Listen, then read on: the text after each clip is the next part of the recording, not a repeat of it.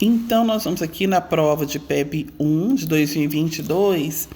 A questão 24, ela vai tratar do seguinte: de acordo com o artigo 5º da Constituição Federal. Vamos lembrar que a gente tem aquele texto que a gente fala do direito, que é relativo à educação, é do 205 ao 214. A inviolabilidade do direito à vida, liberdade, igualdade e segurança é garantia. Então, o A, apenas aos brasileiros, não é? Ao B, aos brasileiros e estrangeiros residentes no país. É a correta.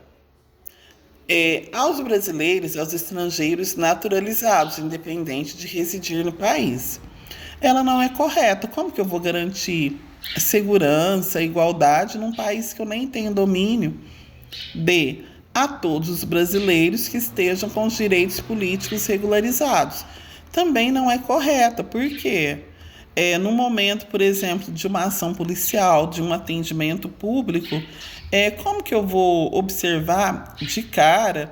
É um fugitivo da polícia, é uma pessoa que está com o nome no Serasa, é uma pessoa que está com CPF irregular e não vou atender. Então, está errado.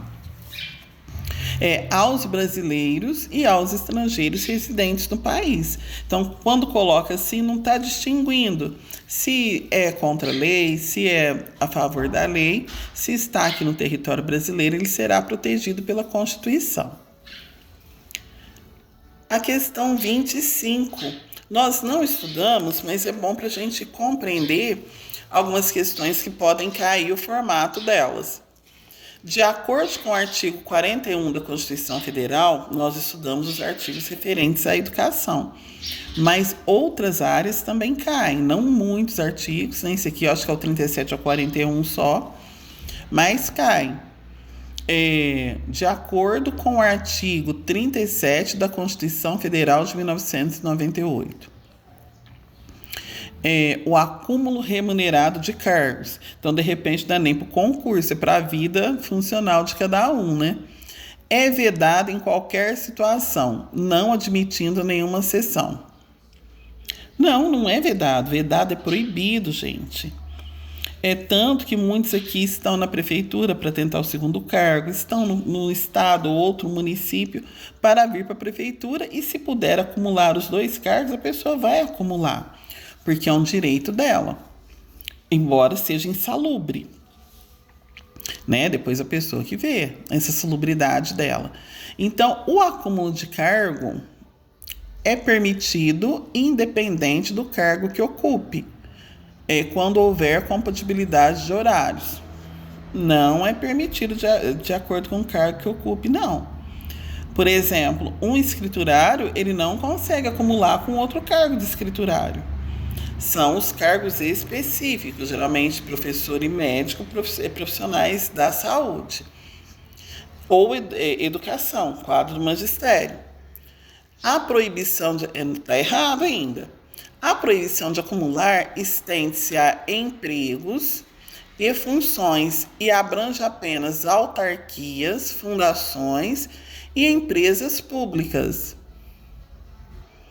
Não é essa ainda. Qual que é a correta? É permitida a acumulação remunerada quando houver compatibilidade de horários a um cargo de professor ou com outro técnico ou científico. Cargo de professor. Nem citou os médicos aqui, né, que também compõem, porque nós estamos num concurso de professores, então foi focado aqui. Então, se eu sou professor, eu posso acumular com outro cargo de professor, com um cargo de especialista do magistério, com outro de assistente social. São várias nuances, desde que a carga horária seja compatível. Ou seja, você pode trabalhar 8 horas num, 6 no outro, 4 e 4. Não pode ultrapassar, se não me engano, 80 horas semanais. Ruth, a gente dá conta de trabalhar tudo isso? Uai, vocês estão falando que dá, mas você vai trabalhar noite, sábado, tudo, vai viver para trabalhar.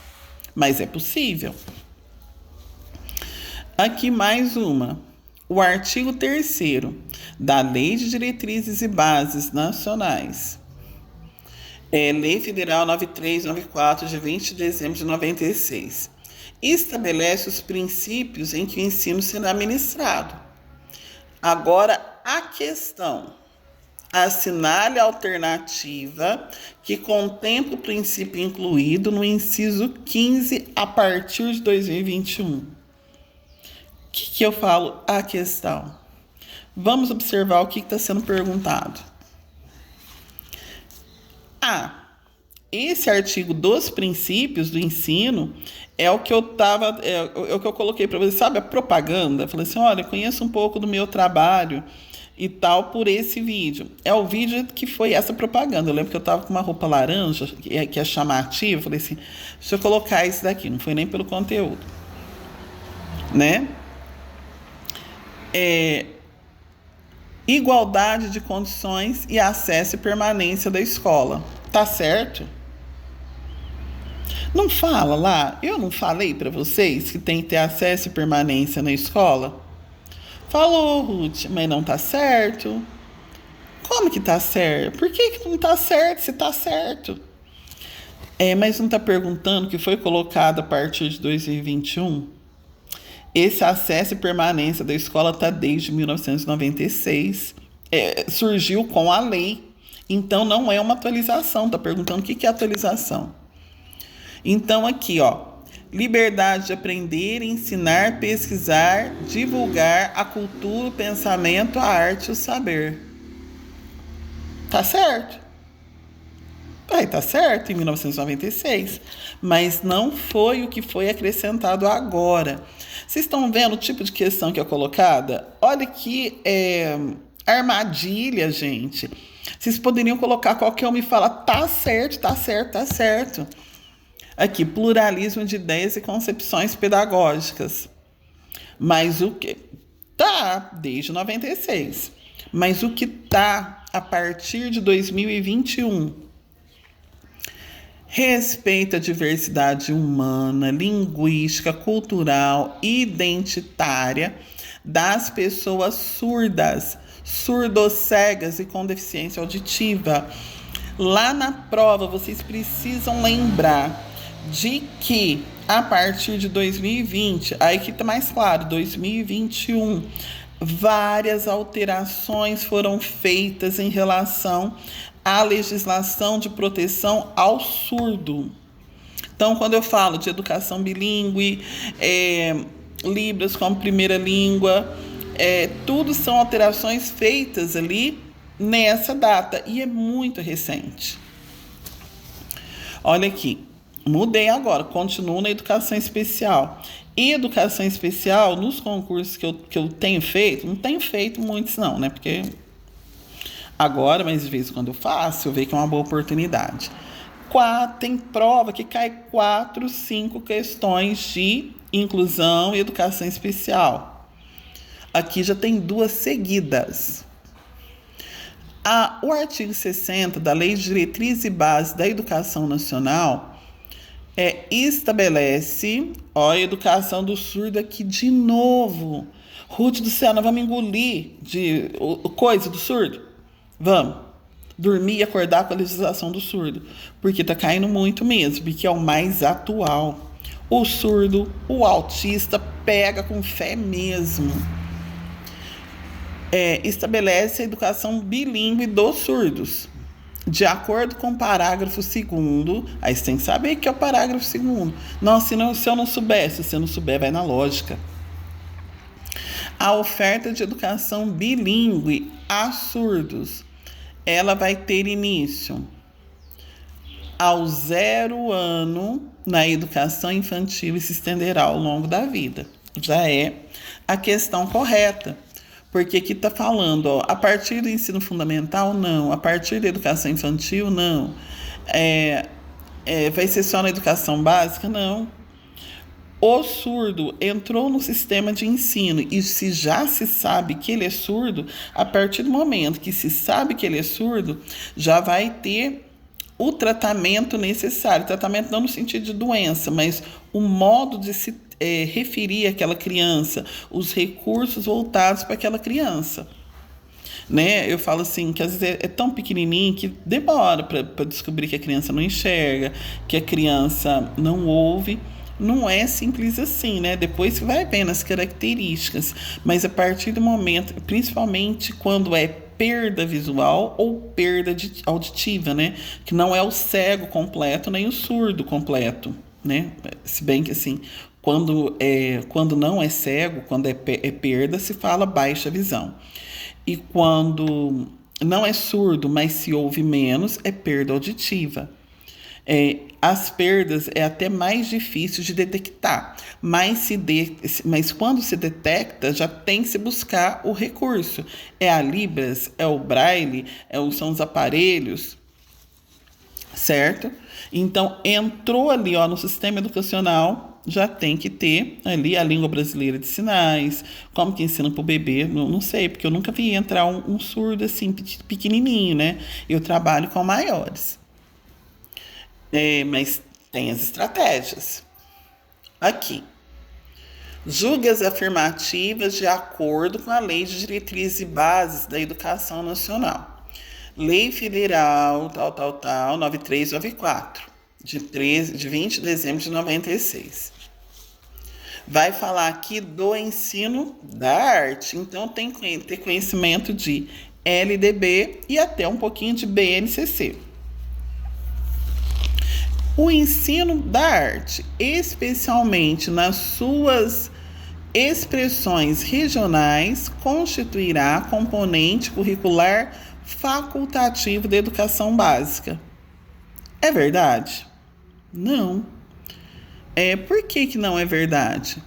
Porque ele não é facultativo. Não. Facultativo é eu ensinar se eu quiser. E se eu não quiser, não tem. Não, ele é obrigatório.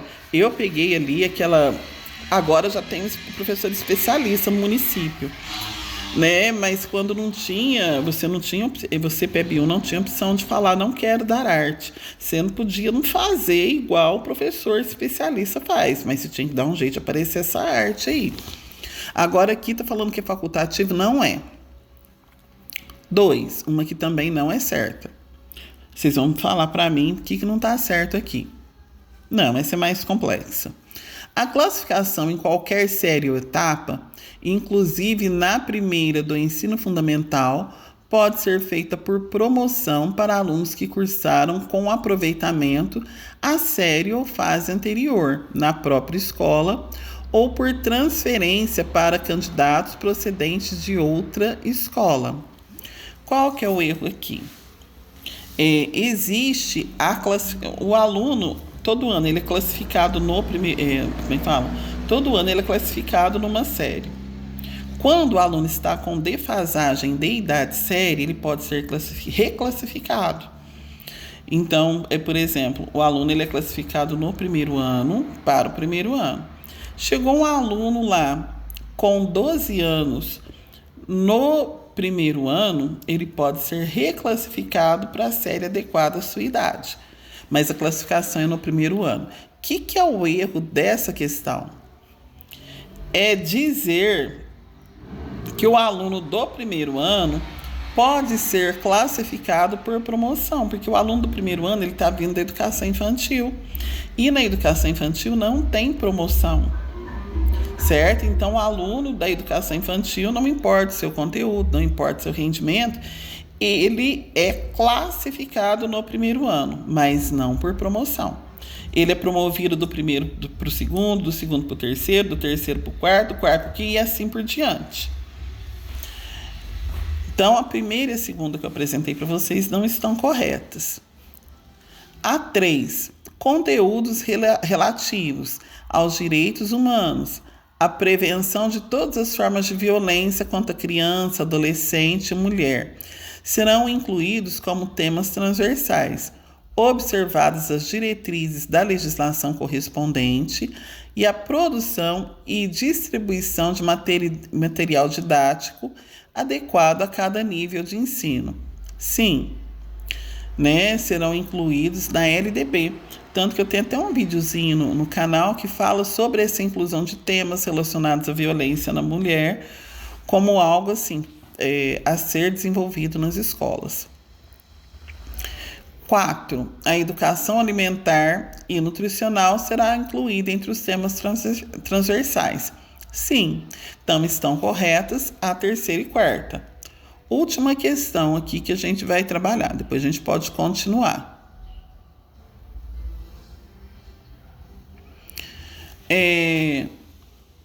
De acordo com a resolução do Conselho Nacional de Educação número 1, de 5 de julho de 2000, agora que eu comecei a ler, eu vou terminar. Mas não cai na nossa prova, mas é de conhecimento para o professor. Que estabelece as diretrizes curriculares nacionais para a educação de jovens e adultas, será considerada idade mínima para inscrição e realização de exames supletivos de conclusão do ensino fundamental. Primeira idade, 14 anos incompletos. Não. Por que eu não posso fazer um exame supletivo com 14 anos? Porque seria uma idade desse adolescente ainda estar no ensino regular. Com 14 anos ele não pode ainda ingressar no ensino supletivo ou na educação de jovens e adultos, porque essa educação de jovens e adultos é a partir dos 15 anos. Por quê? Porque do 9º ano ele teria que terminar com 14 ou 15. Então 14 e 15 ainda é a idade de estar no regular. Então com 15 anos incompletos também não. É a partir dos 15 anos completos. Certo?